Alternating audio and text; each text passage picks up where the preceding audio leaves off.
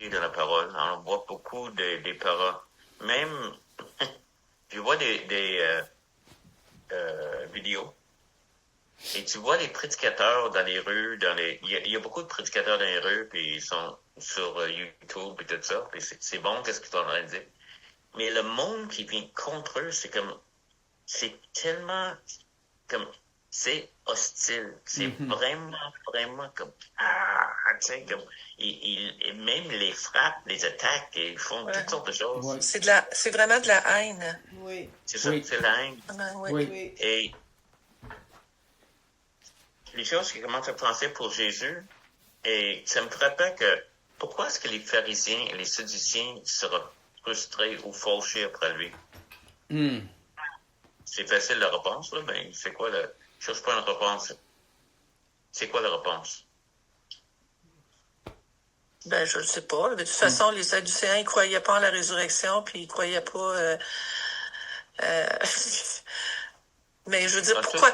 Parce que cette question-là, on peut poser la même question. Pourquoi les gens sont si haineux vis-à-vis des évangélistes dans la rue? Amen. Pourquoi? Tu sais, Donc, les choses, c'est que moi, je rappelle les premières fois que ça me faisait penser à moi, et je suis devenu fauché. Avant que j'ai accepté le Seigneur, j'étais fauché. Parce que je sentais qu'il allait enlever quelque chose que j'avais. Et c'était la première raison que la plupart du monde devient frustré avec. Tu veux prendre quelque chose. Et moi, je pensais, c'est comme, les chrétiens que moi j'ai rencontrés, ils buvaient pas, faisaient pas ci, faisaient pas ça, tu sais. Il n'y en avait pas beaucoup. Il y avait Jerry Warren et Linda, la fille qui restait. Mais je voyais je suis tellement frustré parce que tu veux enlever ça de moi? Et je peux pas boire, je peux pas, en tout cas. ça se peut-tu que... ben là, je peux-tu partir? Oui. Ça se peut-tu que, quelque part, on le conscientise pas, mais qu'au fond de nous-mêmes, on se sent accusé. Tu sais que les gens dans les rues, là, les évangélistes et tout ça, là, ben, il y en a qui sont des idéologies, tu sais, comme des islamistes... c'est OK, là, mais mettons que c'est bizarre à dire, là, que je prends ça comme un cas à part. Oui. Tu sais que dans le fin fond en arrière, sans qu'on soit capable de mettre des mots dessus, on se sent accusé. Puis pour moi, je pense que c'est raison. Et on a appris à l'ignorer. Ouais. C'est ça. Et eux qui l'amènent devant notre face. Oui.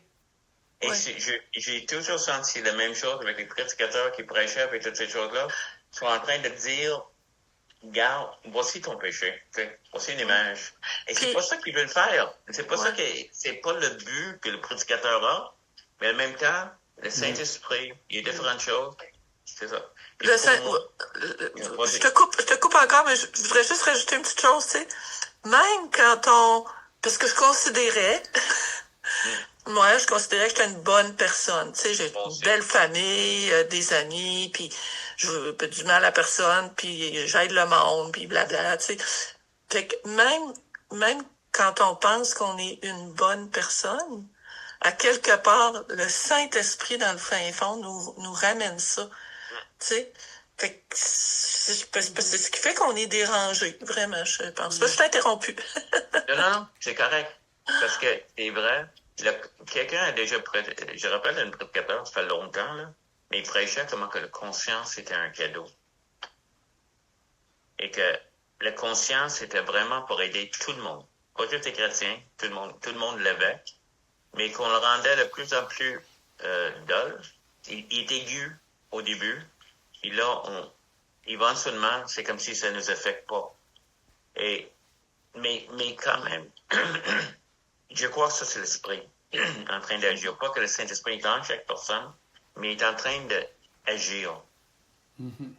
Il nous parle, et on connaît plus le bien et le mal. De plus en plus, on veut l'ignorer.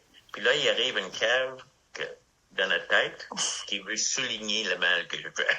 Mhm. Oui. Et ça me fait peur. Donc, les pharisiens, les Sadducéens savaient qu'ils étaient hypocrites. Oui. Donc, c'est pour ça qu'ils étaient fâchés. D'autres choses, leur place, le pouvoir. Et qu'est-ce qui projetait aux gens, c'est qu'ils étaient du monde saint et puissant.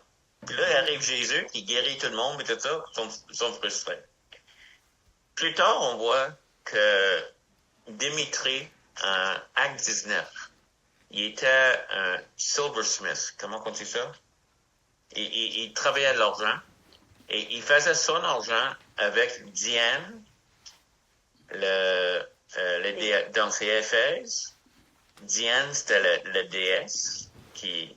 Alors, eux autres étaient frustrés parce qu'ils allaient perdre leur argent. Oui. Hein? Et comme nous, on prêche, tu sais, combien de personnes font de l'argent avec la pornographie, la drogue, tout et tout. On arrive avec... donc, il faut qu'ils parlent contre. Hein? Dimitri, c'était ça. Imagine si aujourd'hui, la vérité sortira. Qu'est-ce qui arrivera à Sainte-Anne-de-Beaupré? Sainte-Anne n'a jamais existé. Elle n'est pas un personnage biblique, elle n'est pas un personnage historique. Elle est complètement inventée. Je rappelle l'histoire de mon pasteur Allen. Quand il est venu à Québec, il a été visiter Sainte-Anne-de-Beaupré, puis il était curieux. Il a parlé à une prêtre, puis le prêtre a dit, je sais pas si je t'ai conté cette histoire, mais il parle à une prêtre, puis il dit, où se trouve Anne dans la Bible? Pour lui, tu sais, une bonne pentecôtiste évangélique. Il parle avec une prêtre, il pense qu'il parle de... Puis le prêtre a répondu, il dit, écoute, Marie avait une mère? Elle en a dit oui. Sa mère avait un nom, et elle en a dit oui. Pourquoi pas Anne? Ça, c'était la réponse de la prêtre. Et c'est juste ça. En tout cas, ça, c'est l'autre chose. La religion ou l'autre extrême, la pornographie, la drogue, tout le monde, même quand tu penses l'évolution, combien de choses tombera si on prouvera que la création, c'est vrai? Donc, c'est toutes les raisons pourquoi il n'y a pas juste que je suis contre, je suis hostile. On retient, selon Romains 1, la vérité captive. Pas qu'on ne connaît pas la vérité. On sait que c'est la vérité, mais on le retient captif. Parce que si on le relâche, c'est quoi les exemples de ça? Qu'est-ce qu'il y a à faire à Lazare? C'est quoi la décision qu'on va faire avec Lazare? On va le tuer. On va le tuer. Parce qu'il est la preuve de la vérité. Ouais. Qu'est-ce qu'Hérode a fait? On va le tuer. Ouais. Il y avait la preuve que c'était le Messie. Et même là, il y a on regarde la série David, c'est une bonne série. Puis, on voit la folie de Saül. David est choisi de Dieu. Et Saül veut le tuer. Pour garder sa place. Ouais. C'est pour ça que c'est plus que juste qu'ils sont en opposition. Ici, ça dit... il a vécu une telle opposition, mais c'est vraiment une hostilité incroyable que Jésus a vécu. Ouais. Il y avait la joie, il a vécu l'hostilité, il haïssait la dégradation et toutes les choses qui sont arrivées, mais avec l'œil sur le but qui était de nous sauver. Pour ça qu'il y avait un joie.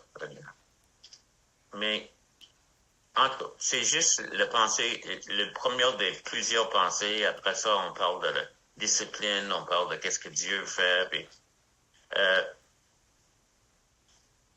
c'est un bon chapitre pour nous parler.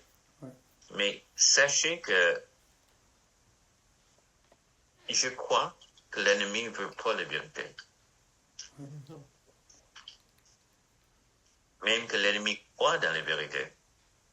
Et c'est pas ça son problème. Je parle de l'ennemi spirituel.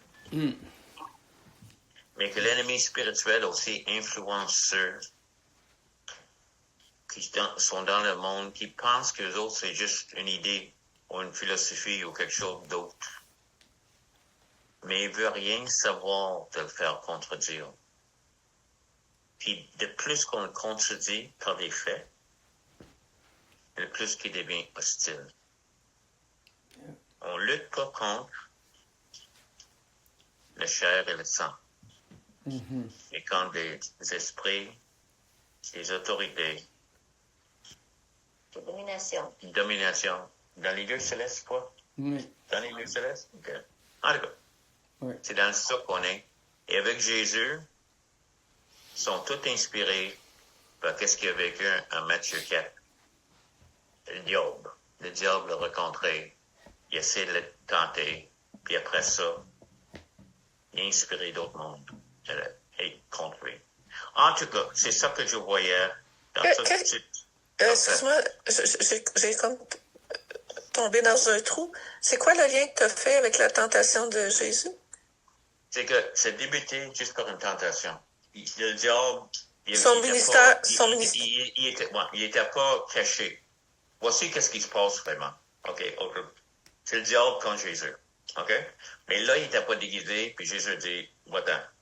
Donc, il s'est déguisé dans les religieux, dans les okay, ouais. tout le monde. Et tout le monde qui disait quelque chose, c'était pour le bien. C'était toujours bien. Même Judas qui volait dire, c'est pour donner aux pauvres. Ouais. Mais c'était pour le bien. C'était toujours caché, c'était toujours... Et c'est pour ça que c'était hostile, parce qu'il savait que Jésus parlait de la vérité. Et si on frappe le mensonge, quand c'est frappé avec la vérité, souvent, tout ce qu'il va faire, c'est être hostile. Oui. Oui. Il ne veut pas discuter. Le diable ne veut pas discuter. L'ennemi ne veut pas discuter. Il veut juste gagner. Oui, exactement. Amen? Amen. Donc, à ce rythme-là, on va faire ce chapitre-là, on va le finir en 2027. Non, ça va finir avant ça. Est-ce que je peux lire le verset 24? Oui. Pour notre instruction dans la langue française ce matin-là. C'est bon? Dans Hébreu? Actes chapitre 19, verset 24. Ah, OK. Et nommé Démétrius Orfèvre. Ah oui, Orfèvre. C'est oui. Ça. Elle fabriquait... Oh, c'est ça? Silversmith, c'est Orfèvre? Orfèvre, oui. OK.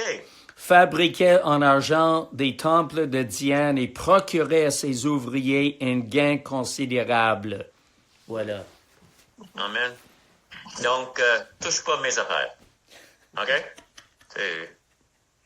Et c'est pour ça que, moi, un des meilleurs versets, je trouve, qui décrit le monde, c'est qu'il y a une foule, et plusieurs étaient là, mais ils ne savaient pas pourquoi. Oui. Oui. Ça, c'est vrai. Mais ça, c'est la même affaire aujourd'hui des protestations, des manifestations en ce qui concerne la Palestine. Il y en a plusieurs qui sont même pas au courant pourquoi est-ce qu'ils sont là. Ben non, c'est ça. Mais pas juste ça. As-tu vu, à New York, excuse-moi, je ne vais pas prendre trop de temps, mais à New York, ça me frappait. Les Palestiniens ils ont protesté. Les Iraniens qui étaient en train de protester pour l'Iran et la libération de l'Iran. Oui, exactement. Et c'était pas les Palestiniens, c'était les Américains pro-Palestine, puis ils sont venus contre. Oui, exactement. C'est incroyable. Oui.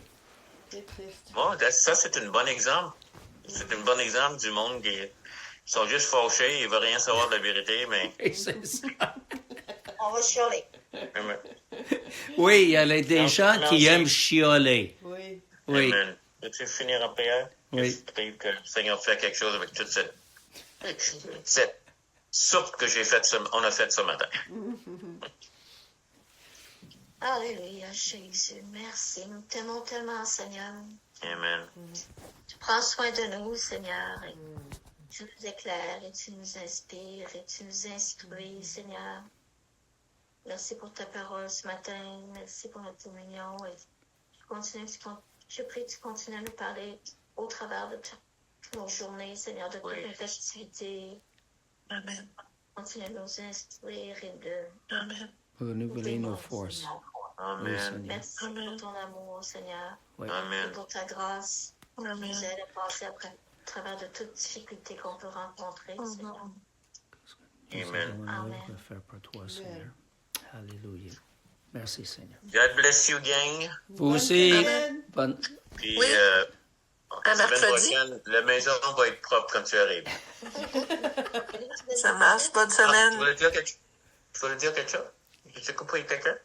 Non. Ok. Non. Ok.